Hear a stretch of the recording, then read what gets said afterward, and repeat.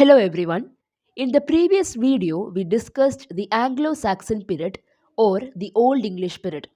In this video, we will be discussing the Anglo Norman period. Before moving into the Anglo Norman period and the literature of the time, we have to understand the background. So, understand that the Middle English period is not completely limited to the Anglo Norman period. Now, Middle English period, we know about Old English period. Middle English period could be divided into three parts. This is based on the life period, the timeline of Chaucer. So, we have three divisions, which are the Middle English period before Chaucer, the age of Chaucer, and the age of revival, which comes after Chaucer. Now, amongst these three, the first part, that is the period before Chaucer, is what we call the Anglo Norman period. And this period, the Anglo Norman period, begins with the Norman conquest which happened in 1066 AD.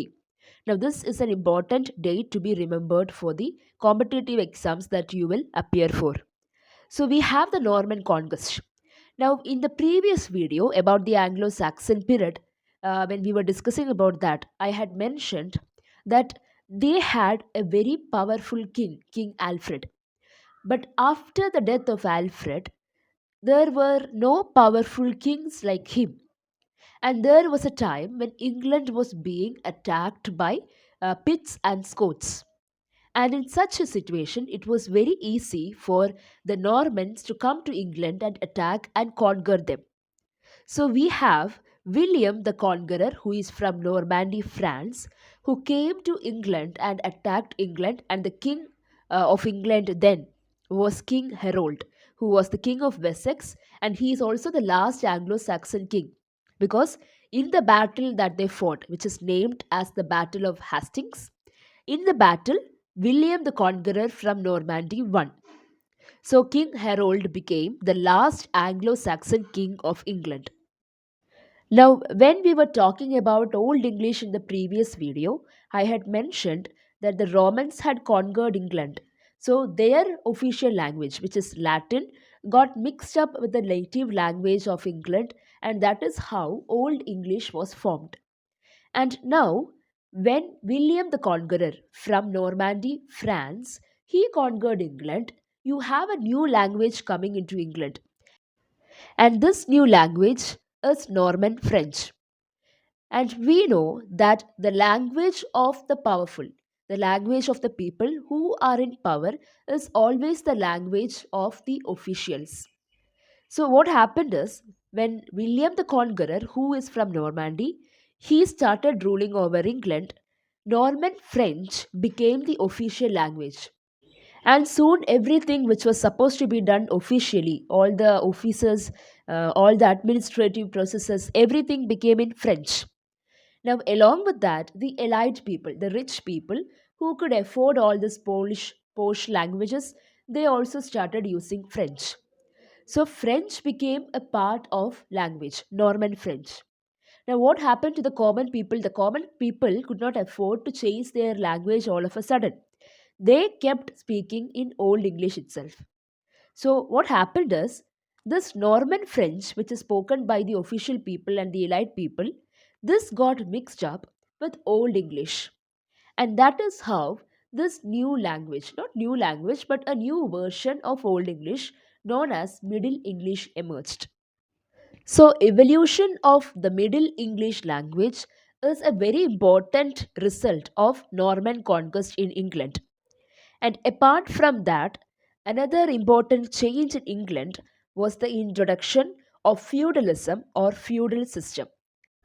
Now, when these people came to England, they also brought this feudal system into England. Now, the feudal system is a system wherein all the land of the country is owned by the king. The king is the absolute owner of the land.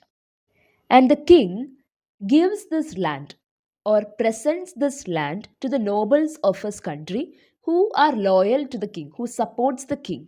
And these nobles are called tenants in chief. But there is a condition for giving this land to the nobles. Firstly, they have to take the oath of loyalty. They have to make sure, they have to promise, and they have to take this oath that they will forever be loyal to the king. They won't go against the king in any matters. Secondly, they will provide soldiers in case the king wants any assistance. These nobles, to whom the land is given, it is their duty to provide enough manpower, enough soldiers for the war or whatever reason it is. So, on the basis of these conditions, the king, who is the owner of the land, gives the land to the nobles who are loyal to him. And below them, there are subtenants who are actually the knights. The knights help in making sure that everything is okay on the land. They are also, in a way, gifted this duty for their valor, for their braveness and courage, and they make sure that the people on the land they are doing their work properly. So below them are the people, the English people, the actual people of England, who have to work hard and make good harvest from the land. So, even though this might seem like a bit rude to come from somewhere, to conquer a land, and to make the original people of this land to work under you, while you enjoy all the advantages and all the good profits from it. In another way, if you see this, this was a good strategy by William the Conqueror in order to keep the English people at bay. So, when you are at the power, you should also make sure that there are no resistance. So, William the Conqueror, in a way, was making sure that he was in control of everything. Even though the land was given to the nobles, there were conditions, and he was making sure that this would encourage more nobles to be on his side. And the people of England, they also had to work under him, and they did not have enough time and enough strength in them to rebel against the king. Now there are two terms that are related with feudal system here. We have the oath of Salisbury. You can guess, oath of Salisbury is the oath of loyalty that these nobles take while they are given the land by the king. And you also have the Doomsday Book. Now, just because the king gives the land to the nobles doesn't mean that the king is not in control anymore of these lands. It's not like the land is given completely to the nobles. Doomsday Book is an account of all the land that the king is in ownership of. That is, the king still keeps an account of what land is given to which noble. He can at any time take it back. Now, the book is called Doomsday Book because the entries in the book cannot be changed by anyone other than the king. The king is the only person who could make a change in the book. It is just like the Doomsday Judgment, it cannot be changed. So, along with Middle English, the formation of Middle English, feudal system was an important change that happened in England. And other than the Norman conquest, if we discuss about the things happening in the background in England, firstly we have to remember the Crusades. Now, towards the end, this is not from the beginning of Anglo Norman period. Towards the end of the Anglo Norman period, we have a lot of crusades happening. Now, crusades are expeditions where people traveled from England to all over Europe in order to spread Christianity. There were many wars which were related to the crusades and many bloodshed. And one important, very important after effect of the crusade was that people got to travel to a lot of places. So these travelers who moved to different countries of the world, they started to learn new cultures, they started to know about other literatures, and they started to bring all this newly acquired knowledge back to England when they came back. So this became, these people who went out and came back, they became a very big source of new knowledge for the people of England. Till then, it was the clergy, the highest positions, people who occupy the high positions in a church. It was only the clergy who was thought to be well educated and who was capable of educating others. But now, when these people came back, they had new stories, new knowledge, new information. So people started to listen to them too. And slowly, we find the rise of universities in London. The famous universities, Oxford University and Cambridge University, These universities were set up and they started to flourish. With all this, the church started to lose its power. People did not give the same importance to church as they did before. And amongst all this happening in the background, we have Middle English literature coming up. Now, just like Anglo Saxon literature, Middle English literature also followed an oral tradition. And most of the works that we have found related to Middle English literature, they are all anonymous. Anonymous is we do not know who has written the work, because during those times it was not important to have the ownership of a work. If you write a poem, the poem is important. The person who has written the poem is not important. So there is no point in mentioning your name on every work. So, whatever work we have from Middle English literature, from that most of the works are anonymous. We do not know about the writer, the poet who has written it. Also, printing press was not invented then. So, we only had manuscripts. If a person wanted a copy of a work, the work had to be written all over again. It cannot be just taken as a copy. From the beginning, the work had to be written again. This made it very expensive to make a copy of a work. So only the elite people, the rich people, owned a copy of any work. Usually there were very few manuscripts of a work. The major themes of the literature of the times were religion, chivalry, and war. Now, since we are talking about Middle English literature, it is also important to know that during this time there were many dialects. We know what dialects are. The same language will have different dialects in different places. The English we speak itself could be divided into Indian English, British English, American English, and so on. The same way, even then, there were a lot of dialects. And amongst them, the most important dialect was the Midland dialect. Now, there are two reasons why the Midland dialect became so popular. Firstly, it was the dialect used by Chaucer. And secondly, this was the dialect used in London. Now, London had all these universities, the Oxford and Cambridge. So, somehow, Midland dialect started to be popular and it became an important dialect. And we also had literature in three languages by now. We had literature in French because of the influence of people from Normandy. There were works written in Latin because of the Roman conquest, and also works written in Middle English.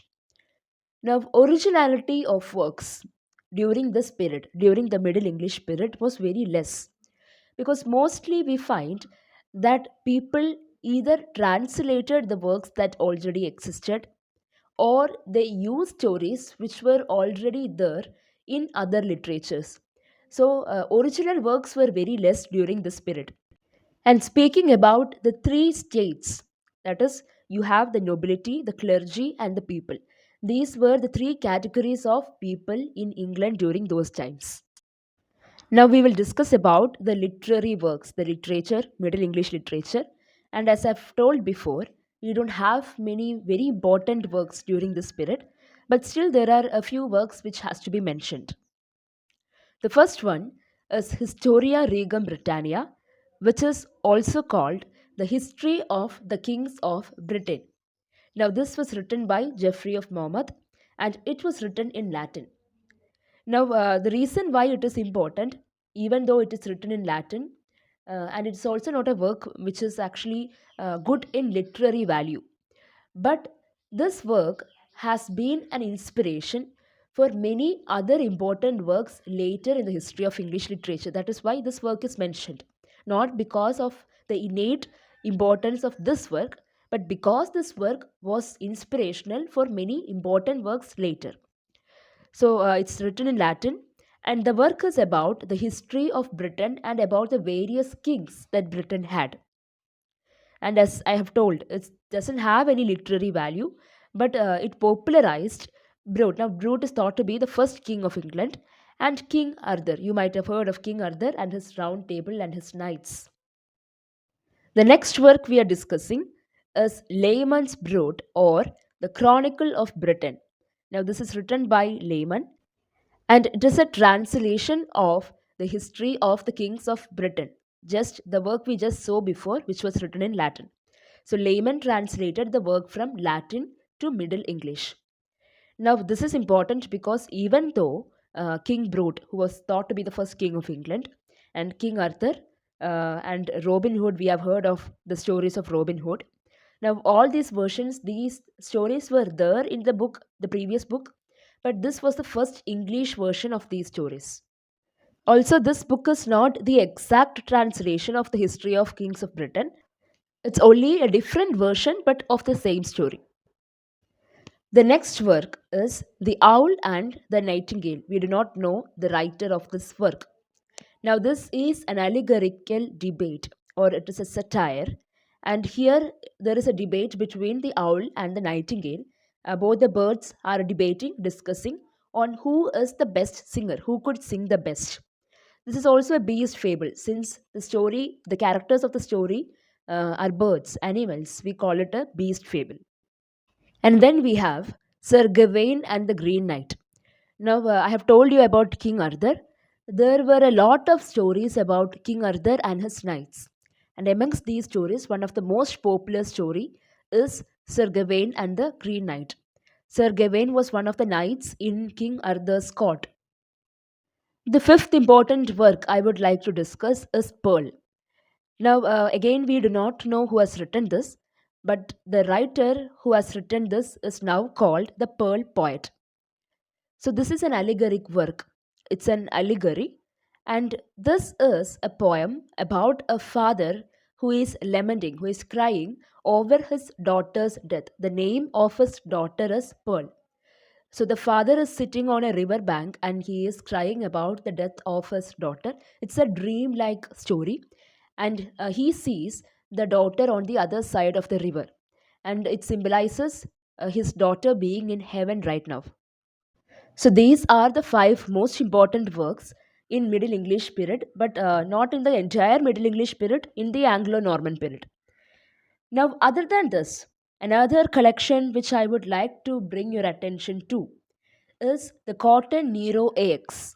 Now, this is a collection of medieval texts by a person called Robert Cotton.